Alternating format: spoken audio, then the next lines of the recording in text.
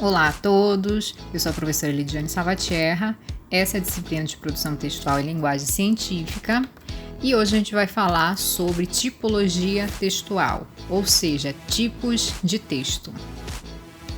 Quando a gente vai produzir um texto, a gente usa diversos tipos de recursos linguísticos e também discursivos a fim de a gente poder gerar um efeito ao leitor, ou seja, para cada forma de texto produzido, existe uma motivação para ele ser produzido. E essa motivação vai sempre estar relacionada ao tipo de interação que a gente quer que aquele texto tenha com o seu leitor. Com isso, é inseparável a relação entre texto e contexto. Então, a partir de um contexto específico, uma motivação, uma função que a gente quer que aquele texto provoque em alguém, a gente vai utilizar tipos de textos diferentes. E quais são os tipos de textos que podem ser produzidos? Aqui nessa aula a gente vai focar basicamente em 3: o texto descritivo, o texto narrativo e o texto dissertativo. E a gente vai focar mais nesses 3 porque são os mais utilizados dentro da academia.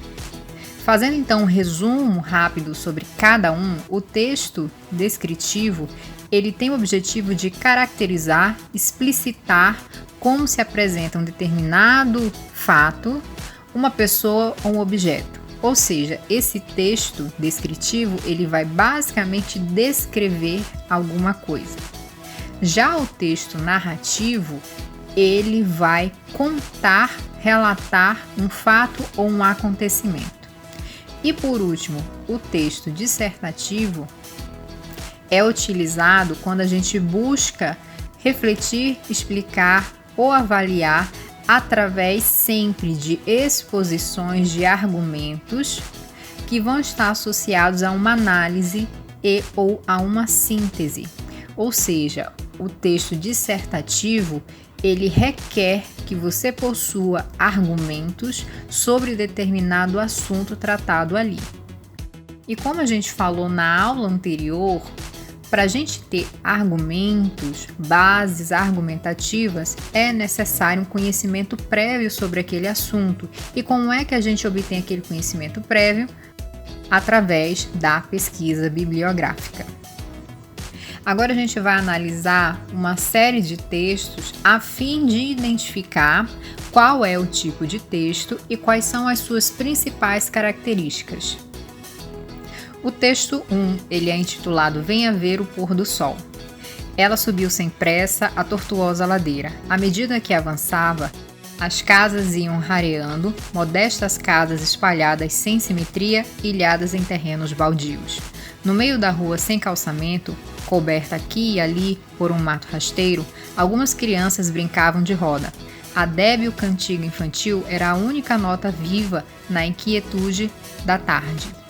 Ele a esperava encostada a uma árvore, esguio e magro, metido num largo blusão azul marinho, cabelos crescidos e desalinhados.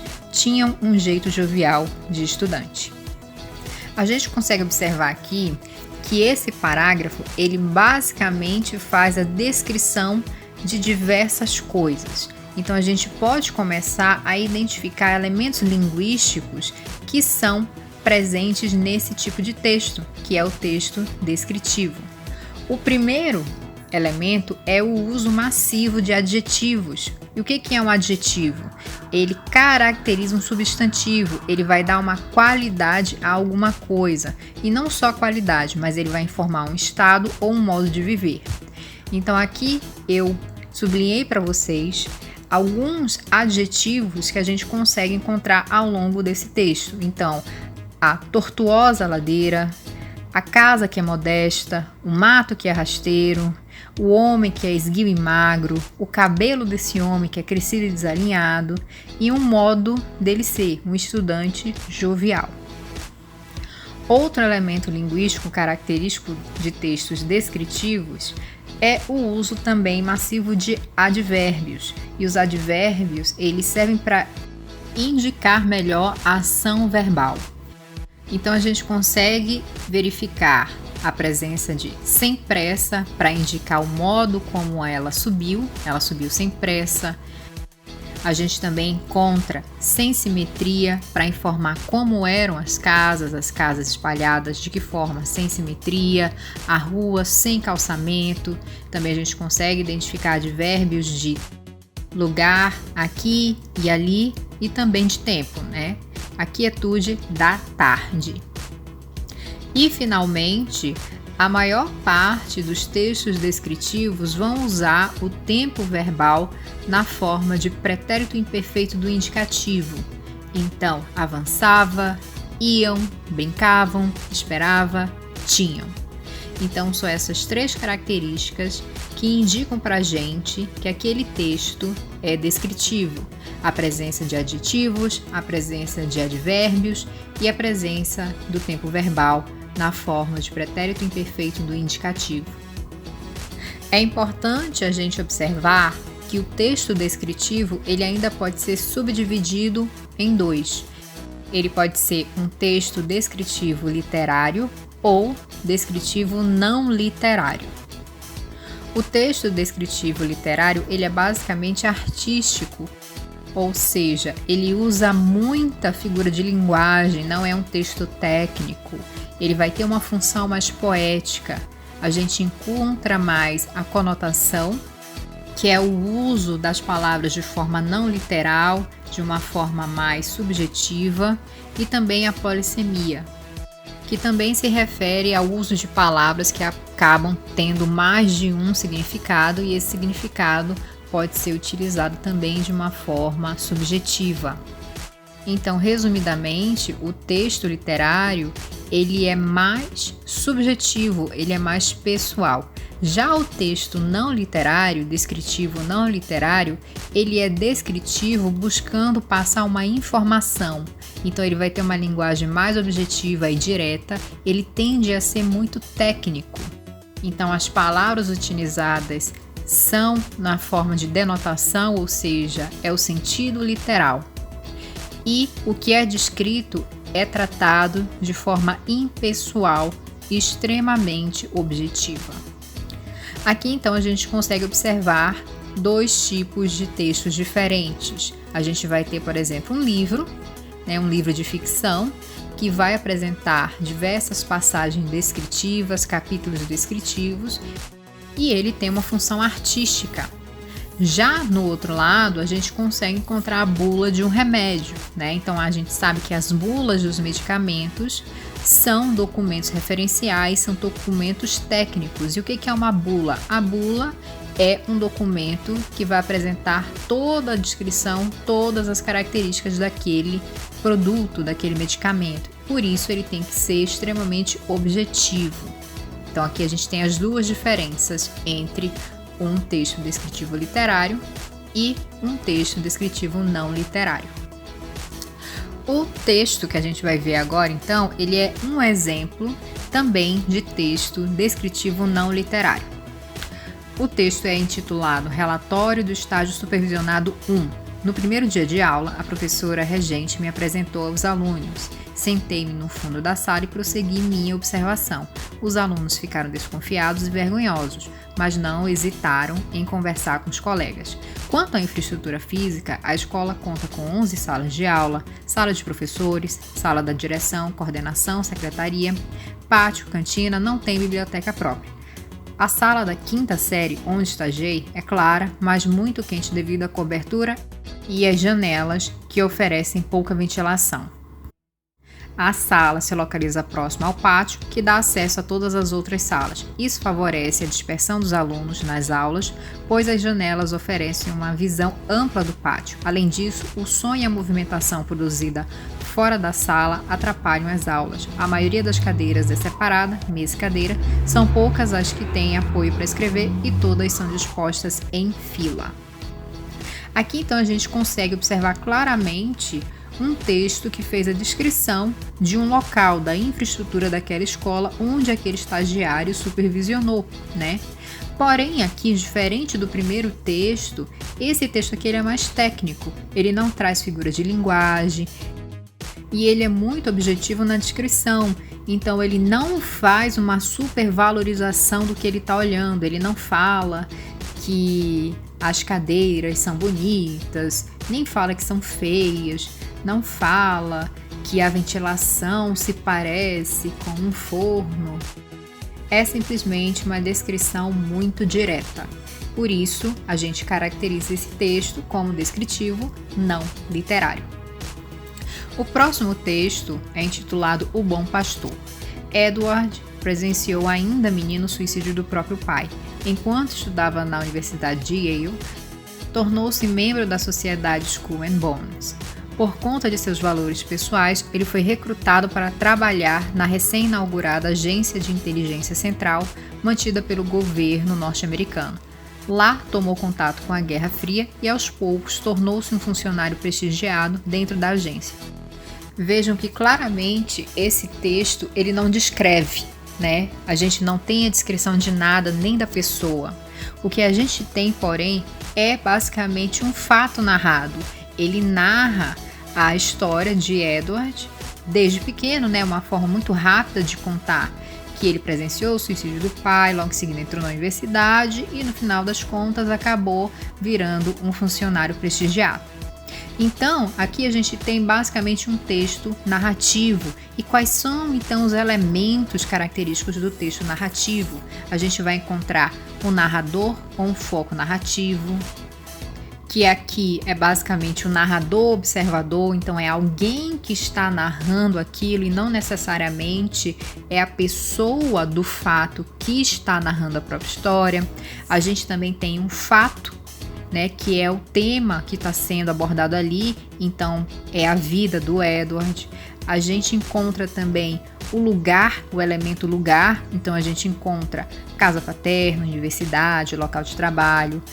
A gente encontra alguns personagens, o próprio Edward, seus familiares, colegas de trabalho. Existe uma causa para alguma situação, então o ingresso do Edward para trabalhar na agência. A gente encontra o modo com que o Edward se envolveu com o trabalho, como que ele foi prestigiado dentro da agência. A gente consegue identificar um tempo, né? Então, aqui nessa história é contado desde a vida, da infância até a idade madura do Edward e também a consequência de alguma coisa. No caso aqui, é o sucesso profissional do Edward. Então, no texto narrativo, a gente consegue encontrar muitos verbos de ação, né? Porque um objetivo ali está sendo contado pra gente. Está sendo desenrolado uma história. Então, todo o texto é construído a fim de que a gente consiga entender quando que a história aconteceu e o que aconteceu. Por isso, então, que ele é um texto narrativo. A gente vai conhecer a narração sobre determinado fato. O penúltimo texto que a gente vai avaliar é chamado Um Excelente Tratamento. Cada vez mais divulgado na imprensa de todo o país, o fluxo imigratório para o Brasil tem aumentado rapidamente em razão de sua recente posição internacional no plano econômico. A busca por melhores condições financeiras é o principal orientador desses deslocamentos para o país. Esse movimento populacional marcou o século passado com a presença de imigrantes japoneses, italianos e alemães em território brasileiro.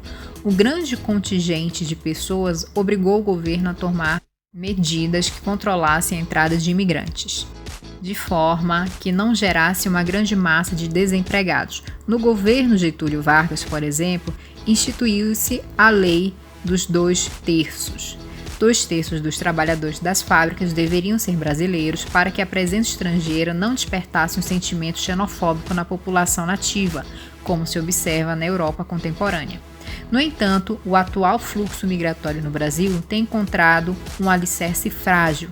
Não há legislação eficiente que recepcione adequadamente esses imigrantes. A grande massa de haitianos que entra no país desde o terremoto de 2010, na maioria das vezes, é ilegal e não consegue muitas oportunidades de emprego. Mesmo após sua regularização no país, muitos acabam voltando ao Haiti ou permanecem meses sem qualquer ocupação. O mesmo ocorre com os bolivianos, que ainda possuem um agravante, a baixa qualificação de sua população. Desse modo, podemos inferir que o movimento migratório para o Brasil no século XXI é marcado pela presença principalmente de haitianos e bolivianos. Podemos inferir também que são necessárias medidas que regularizem a entrada e a adaptação do imigrante no país. Ações como a criação de conjuntos habitacionais para recém-chegadas famílias se alojarem até conseguirem uma moradia definitiva, a criação de cursos técnicos para que o imigrante sem instrução consiga maiores oportunidades de emprego, a realização de palestras nos ambientes de trabalho que promovam uma campanha de inserção harmônica do estrangeiro e assim diminuir o xenofobismo, e a própria consciência da população brasileira da importância dos imigrantes no país são importantes para a melhor recepção dos estrangeiros. Só assim será possível a criação de uma nação que seja reconhecida internacionalmente pelo excelente tratamento despendidos aos imigrantes. Aqui a gente consegue observar claramente que é um texto longo, com vários parágrafos, e a gente consegue rapidamente excluir a possibilidade dele ser um texto descritivo, porque a gente não observou a descrição de nada. Nem uma descrição literária, floreada, e nem uma descrição técnica. Ele também não é um texto narrativo, porque ele não conta um fato, e a gente tem que ter muito cuidado com isso. Existem várias informações nesse texto que parecem uma narração porque está falando de alguma coisa, está falando de um fato. O problema é que aqui esses dados apontados, esses fatos, eles estão apresentados junto com um argumento, com uma ideia, com uma opinião. E isso no texto narrativo a gente não tem. No texto narrativo, o fato ele é colocado ali sem a opinião do narrador. Não é um argumento em cima do que está sendo narrado.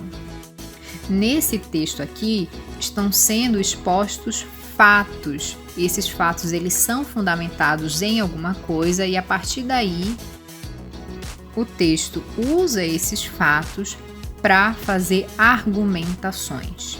Então, a presença de argumentações já é um indício de que esse tipo de texto é um texto dissertativo. Então, em um texto dissertativo, a gente consegue observar a presença de ideias, argumentos e opiniões sobre determinado assunto. Vai ser analisado o contexto, dados e fatos do assunto que está sendo abordado ali. E um texto dissertativo, ele é um texto estruturado. A gente consegue observar a presença de 3 elementos estruturais: a introdução, o desenvolvimento e a conclusão. O que é a introdução? É um parágrafo que vai apresentar para a gente o tema, vai falar rapidamente sobre aquele problema ou familiarizar a gente sobre determinada hipótese ou tese. Então, o parágrafo de introdução é literalmente um parágrafo para o leitor conhecer sobre o que será abordado ao longo do texto. Em seguida, a gente tem o desenvolvimento, que é a maior parte do texto dissertativo, São mais de um parágrafo que normalmente corresponde ao desenvolvimento. E esse desenvolvimento é composto por opiniões, ideias e argumentos com relação àquele fato. E é aqui que a gente vai ter a apresentação massiva do conhecimento prévio que a gente fez, com base na pesquisa bibliográfica, e onde a gente vai utilizar todo esse conhecimento para gerar uma crítica, discorrer melhor sobre aquele assunto, abordar mais aprofundadamente e incluir sempre bases argumentativas. E o último elemento é a conclusão, que é onde a gente retoma o tema ou relembra o problema e a gente propõe alguma saída, uma proposta de intervenção, caso a gente esteja tratando de um problema, ou outro tipo de consideração final que seja relevante. No texto, então, que a gente acabou de ler, a gente consegue observar o primeiro parágrafo como sendo a introdução, os 2 seguintes como desenvolvimento, porque colocam diversas ideias ali, abordam a situação dos imigrantes, oferecem uma base argumentativa para o problema, né? Fala que eles não têm oportunidade, explicam a situação e no final ele dá uma série de sugestões de ações que podem ser realizadas para contornar a situação do problema explicado lá na introdução, que é o problema dos imigrantes e que eles acabam não tendo oportunidade aqui no Brasil. Então a gente acabou de ver os 3 tipos de textos mais utilizados na academia, né? O tipo descritivo, narrativo e dissertativo. É importante lembrar, porém, que existem textos mistos, que são aqueles que possuem mais um tipo de característica de textos, né? Então aqui a gente consegue observar que os textos mistos, também chamados de heterogêneos, são compostos por uma combinação de modos de descrição, narração ou dissertação. Então agora, para finalizar essa aula, a gente vai observar a característica de cada parágrafo desse texto aqui, intitulado Ilhas de Excelência e o Vexame Nacional. A realidade dos 55 mil colégios da rede pública de ensino fundamental no país é parecida. Insuficiência crônica de recursos, professores despreparados, currículos mal feitos, má gestão das verbas disponíveis e escolas em condições precárias. Esses são os resultados do Índice de Desenvolvimento da Educação Básica, IDEB, no qual apenas 178 escolas da primeira a 4ª série da rede pública obtiveram desempenho equivalente ao das escolas dos países da Organização para a Cooperação e Desenvolvimento Econômico, OCDE.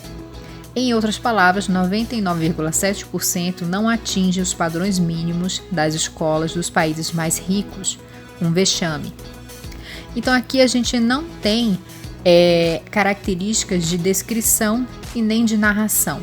O que é posto aqui nesse primeiro parágrafo são fatos, né? Então estão mostrando para a gente a realidade das escolas. São apontados diversos fatores prejudiciais ao desenvolvimento escolar. Então aqui a gente tem uma série de argumentações. Por isso ele é um texto dissertativo quando a gente observa apenas o primeiro parágrafo. Já no segundo parágrafo, quanto às 178 ilhas de excelências apontadas pela pesquisa, elas não se restringem às cidades maiores e mais ricas. Muitas se escondem em municípios como Limoeiro, Pernambuco e Tocantinópolis, Tocantins. Afinal, o que faz com que as pouquíssimas escolas bem avaliadas brilhem num cenário tão desalentador são práticas que podem e devem ser espalhadas por toda a rede de ensino do país. Então observe que a gente juntar o primeiro com o segundo parágrafo, a gente consegue situar o leitor dentro de um problema, dentro de um assunto, né? Então aqui o primeiro parágrafo ele serve como introdução e logo em seguida a gente tem um desenvolvimento do que acabou de ser falado, a gente tem outras bases argumentativas. Então novamente a gente não tem no segundo parágrafo uma descrição e nem uma narração, a gente tem mais fatos, mais ideias sendo apresentadas. Então por enquanto a gente tem um texto que é dissertativo.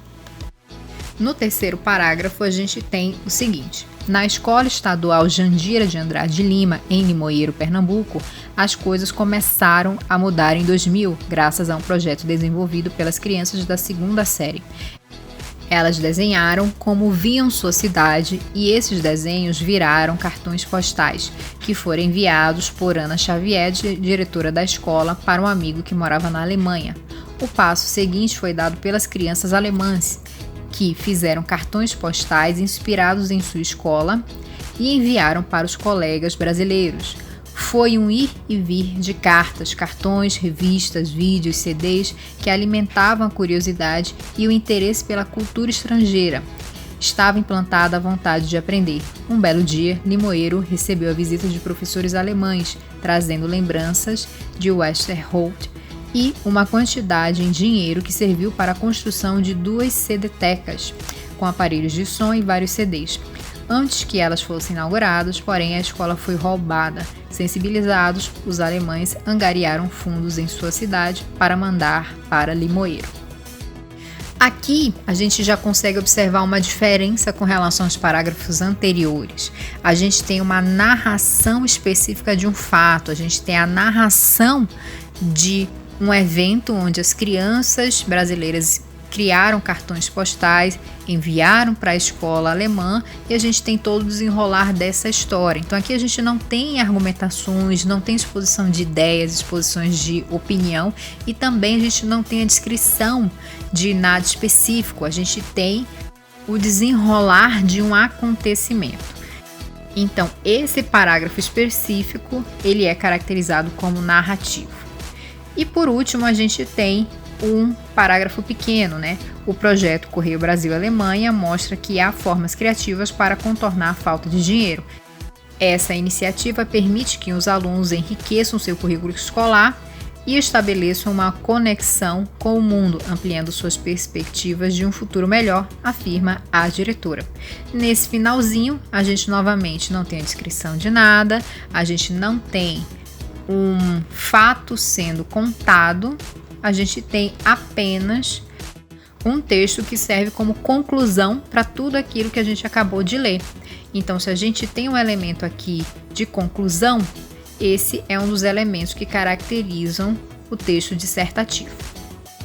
Então, com isso, a gente acabou de abordar os 3 tipos de textos e um quarto tipo, que é a possibilidade da combinação dos outros 3.